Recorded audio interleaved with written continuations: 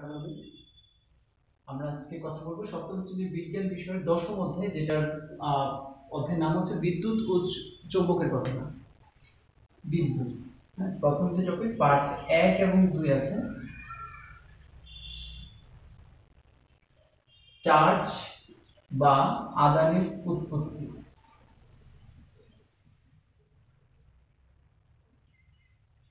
চ্যাপ্টারের নাম হচ্ছে বিদ্যুৎ ও চৌম্বকের ঘটনা, অর্থাৎ প্রথম আসে বিদ্যুৎ। তাহলে এখানে শুরুতেই কেন চার্জ বা আদানের কথা বলবো?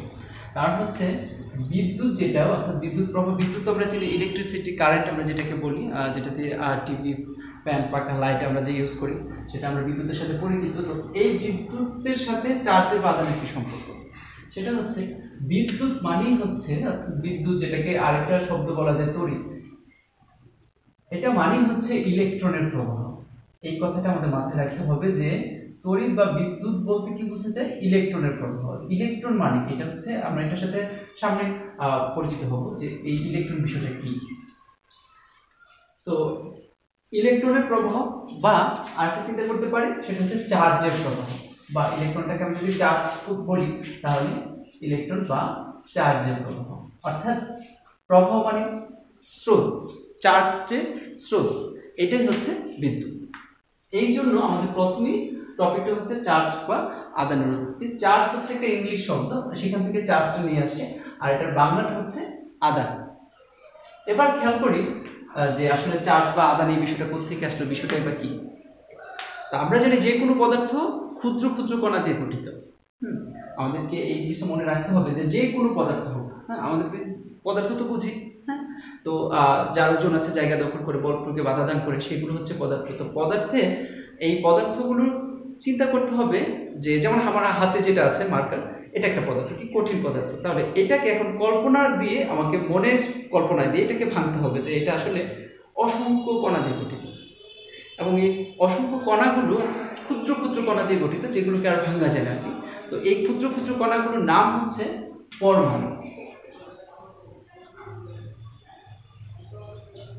এর কথাটার অর্থ হচ্ছে পরম প্লাস অণু, অর্থাৎ পরম মানে শেষ অবস্থা, এবং অণু মানে হচ্ছে ক্ষুদ্র, অর্থাৎ ক্ষুদ্রতর অংশের শেষ অবস্থা, যেটাকে আর ভাঙা যাবে, একটা লিমিটেশন পর্যন্ত আছে।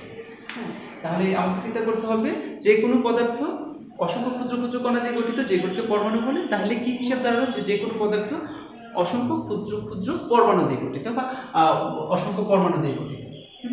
তাহলে এই পরমাণুর, এখন এই পরমাণুর গঠনটা জানতে হবে যে একটা পদার্থ যদি অসংখ্য পরমাণু থাকে, তাহলে পরমাণুর স্ট্রাকচার মানে পরমাণু আসলে কি দিয়ে গঠিত, এরকম কোনো বিষয় আছে কিনা। হ্যাঁ, তো আমি পরমাণু মানে অসংখ্য ক্ষুদ্র, যেটাকে কল্পনা দিয়ে দেখতে হবে। তাহলে কিন্তু আমাদেরকে বোঝানোর জন্য আমরা আসলে এটাকে অনেক বড় করে চিন্তা করে কাজটা করবো। সেটা হচ্ছে পরমাণু একটা ক্ষুদ্র কণা, তো চিন্তা করলাম এটা একটা ক্ষুদ্র কণা, এটা একটা কণা চিন্তা করলাম। হ্যাঁ, তো এই পরমাণুর মধ্যে কি থাকে? পরমাণুর মধ্যে থাকে দুইটা বিষয়, অর্থাৎ এটার ভিতরে যেটা থাকে এটাকে বলা পরমাণুর নিউক্লিয়াস,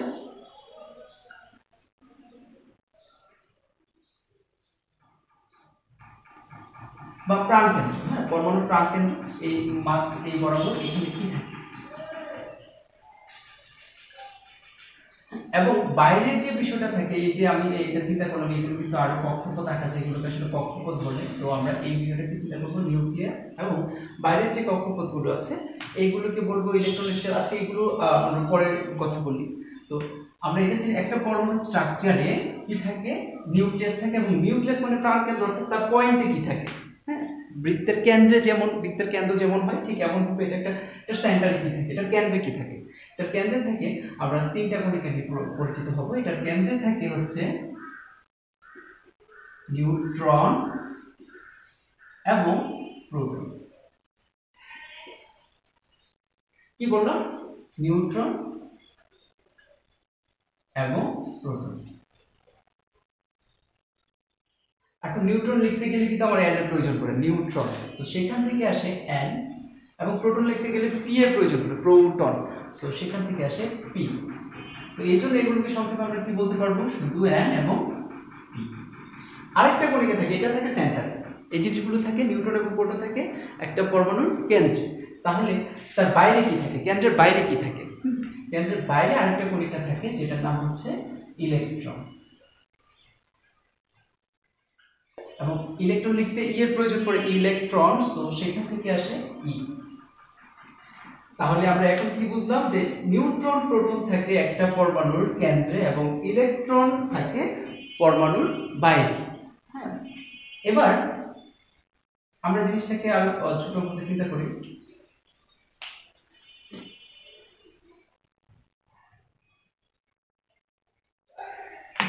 স্ট্রাকচারটা আসে, এই নিউট্রন এবং প্রোটন থাকবে আর বাইরে থাকবে ইলেকট্রন ই। ওকে, এই হচ্ছে স্ট্রাকচার।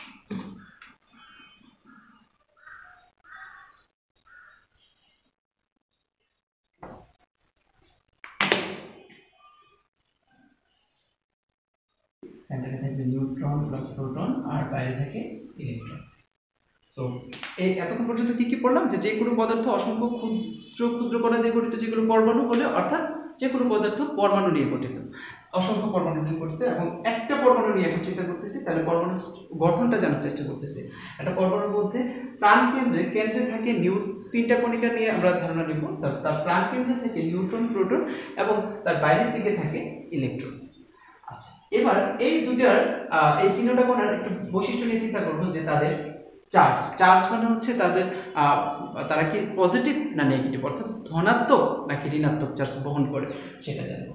তো প্রোটনের ক্ষেত্রে আমরা যে চার্জটা জানি সেটা হচ্ছে প্লাস, আর ইলেকট্রনের ক্ষেত্রে হচ্ছে মাইনাস। আর নিউট্রনের ক্ষেত্রে, নিউট্রন বলতে নিউট্রাল থেকে আসলে নিউট্রন মানে কি নিরপেক্ষ, অর্থাৎ যেটার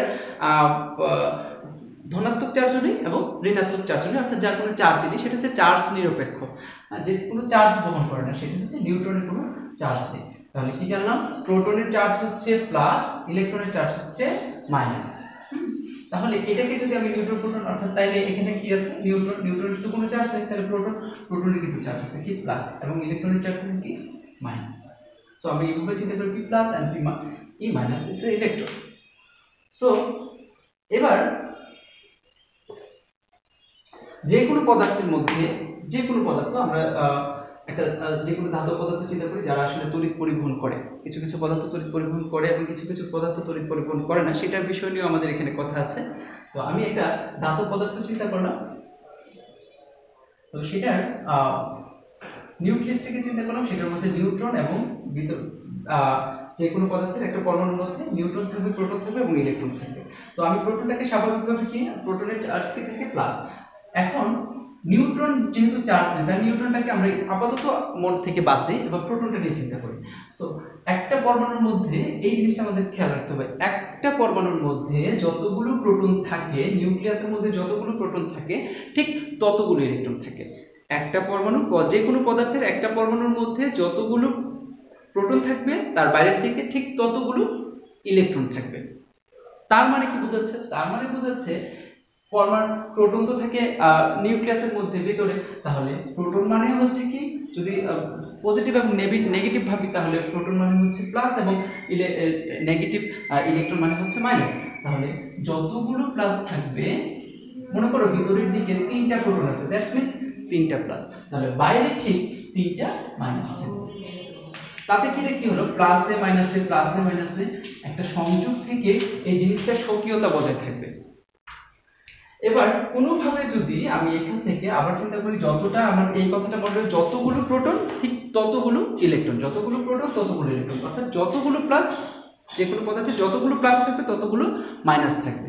তাহলে এখান থেকে এই যে এখানে 3টা প্লাস ছিল, তাহলে বাইরে 3টা মাইনাস থাকবে, 3টা প্রোটন ছিল, 3টা মাইনাস ছিল। এবার আমাদের বইয়ে একটা প্রশ্ন আছে, বিষয়টা হচ্ছে যে পরমাণুর মধ্যে, যে কোনো পদার্থ পরমাণুর মধ্যে যদি প্লাস এবং মাইনাস থাকে, তা সত্ত্বেও কেন পদার্থ আসলে চার্জ নিরপেক্ষ, যে কোনো পদার্থ কেন চার্জ নিরপেক্ষ, অর্থাৎ কোনো চার্জ বহন করে না কেন যে কোনো পদার্থ।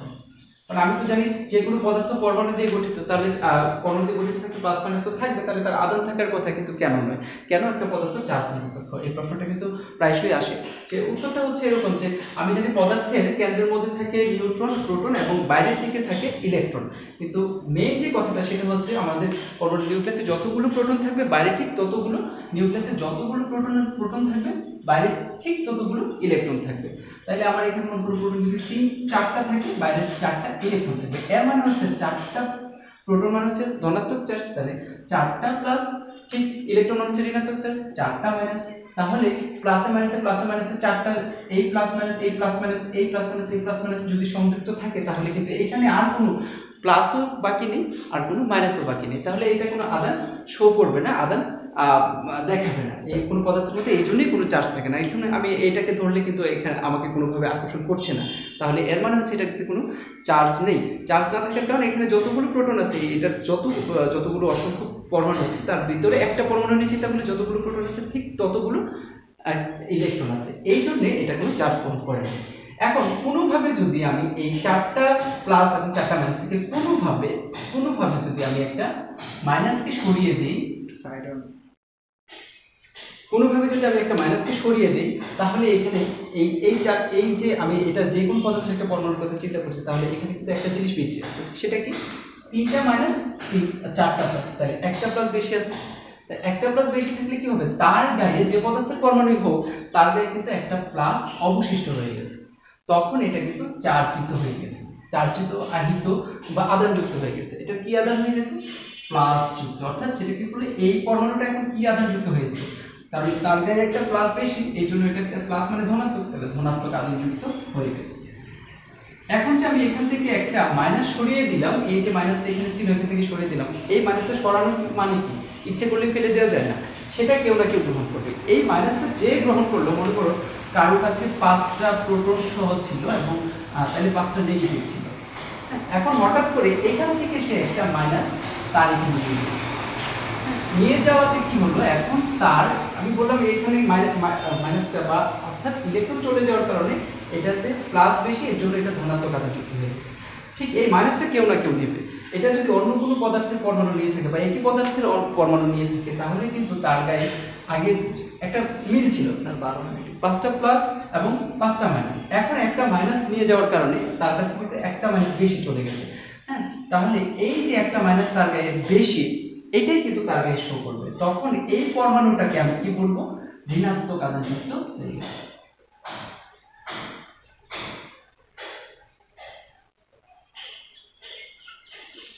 যেমন একটা উদাহরণ আমাদের বইয়ে যেটা আছে, যে একটা কাঁচের গ্লাসকে যদি বা কাঁচের বোতলকে যদি আমি, একটা বোতল, এই বোতলকে যদি আমি সিল্কের কাপড় দিয়ে, এটা হচ্ছে কাঁচের বোতল, তাহলে এর মানে এটা অসংখ্য পরমাণু দিয়ে গঠিত, এর মানে এটার মধ্যে যতগুলো প্লাস আছে ঠিক ততগুলো মাইনাস আছে। এটা আমি এভাবে বোঝানোর চেষ্টা করছি, যতগুলো প্লাস ততগুলো মাইনাস, যতগুলো প্লাস ততগুলো মাইনাস। এখন এটাকে যদি আমি সিল্কের কাপড় দিয়ে, কি বলছি, সিল্কের কাপড়, সিল্কের কাপড় দিয়ে ঘষতে থাকি, তাহলে সিল্কের কাপড়ে যে ঘষার কারণে একটা এক ধরনের কাপড়, সেটা সিল্ক, পশম না, হ্যাঁ রেশমিটা সুতি না, সেটা সিল্ক মানে পিছলা জাতীয় কাপড় যেগুলো, সেগুলো দিয়ে আমি এটাকে ঘষি, তাহলে কি হবে, যেন সিল্কের কাপড়ের মধ্যে কিন্তু যত প্লাস ছিল, যতটা প্লাস থাকবে ঠিক ততটা মাইনাস থাকবে, 4টা প্লাস দিয়েছে 4টা মাইনাস, সিম্পলি বোঝার জন্য আর কি। এখন এটা ঘষার কারণে কি হবে জানো, যখন ঘর্ষণ করলাম তখন তাদের মাঝে ইলেকট্রনের কোনটা, প্রোটন কিন্তু কোনো জায়গা থেকে এক জায়গা থেকে আরেক জায়গায় যায় না, যেটা আছে সেটা হচ্ছে ইলেকট্রন, কারণ সে বাইরে থাকে তাই তাকে দিয়ে আদান প্রদান করানো যায়। তাহলে এখানে যেটা হবে, এই ঘর্ষণের কারণে ইলেকট্রন আদান প্রদান হবে। তাহলে এখন পশমের কাপড়টা দিয়ে ঘষার কারণে দেখা যাবে কি, এই কাচের বোতলটা ইলেকট্রন একটা মাইনাস তার এখানে নিয়ে যাবে, এবং